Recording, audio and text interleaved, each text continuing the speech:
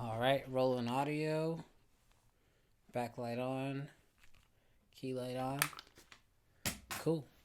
What's good, creative fam? Brandon Washington here, and let's face it, sometimes making YouTube videos isn't always the easiest thing, especially if you don't have a designated setup. And so in this video, I'm going to walk you guys through what my setup looks like, including the gear that I use to make these videos just like this.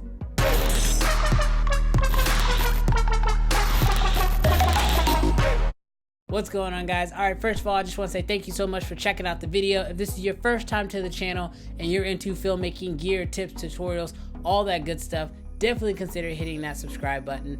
But moving on, today, as I mentioned before, we're going to be walking through my YouTube setup, the setup that I use to make videos just like this. Now, the awesome thing is that with this type of a setup, you can easily set your camera on, hit record, and just go. There's not a lot of pieces to it. It's a really easy setup, but I'm going to walk you guys through the principle of it, the gear of it, and then show you guys how you can do the exact same setup at a significantly cheaper price. All right, so in my opinion, let's first start off with what is the most important thing, and that is the audio. Audio is so important when it comes to YouTube, and that is something that I recently have made a giant change, and I've actually gotten some really nice feedback from you guys that my audio does sound better. And so how I capture all my audio is actually through a recorder called the Zoom H6.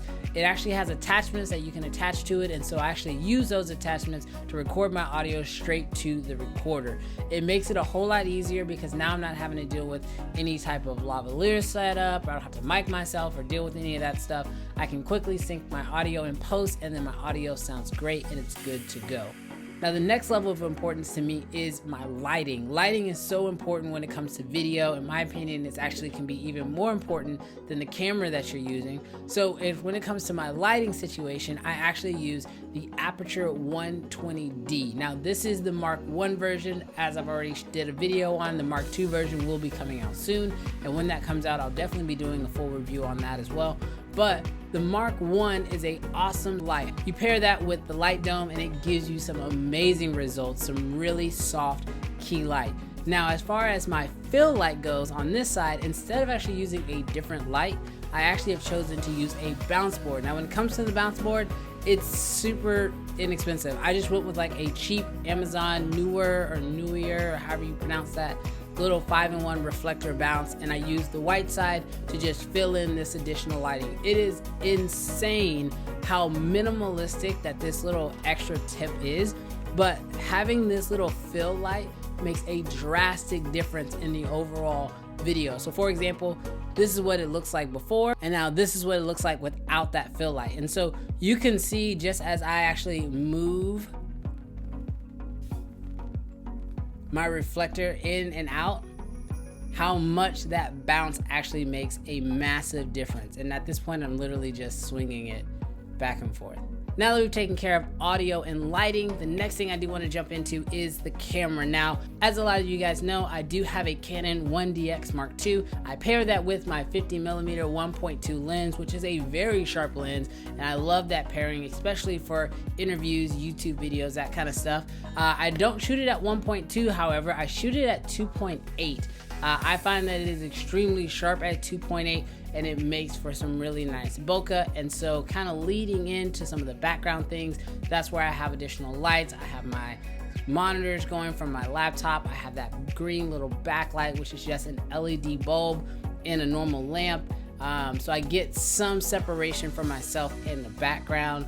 And then of course, because the 1DX does not have a flip out screen, I do have a monitor, and I just use this little cheap Freewell, almost like a small HD touch rip-off type of a monitor.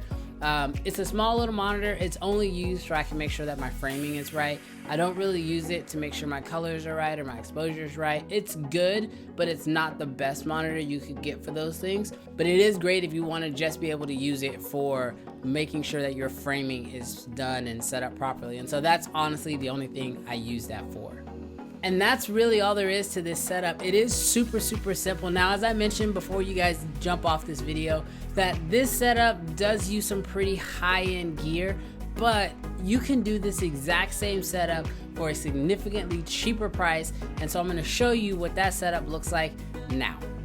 Alright, and now we're looking at the exact same setup using totally different gear. So just to quickly run down, I still have a key light. In this situation, I'm actually now using one of the cheap, newer ring lights that I've had for a long time. They're really not that expensive.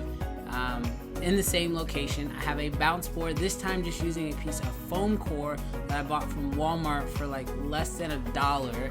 And now I'm actually using my iPhone to record this video, shooting in 4K, shooting right towards me, and I think this setup works. I mean, I'm looking at myself right now on the monitor just to make sure that everything looks good, but yeah, everything looks good. Same exact type of setup. The only thing that I did carry over from the first setup is my Zoom recorder for capturing audio, and this just goes to show how important audio is.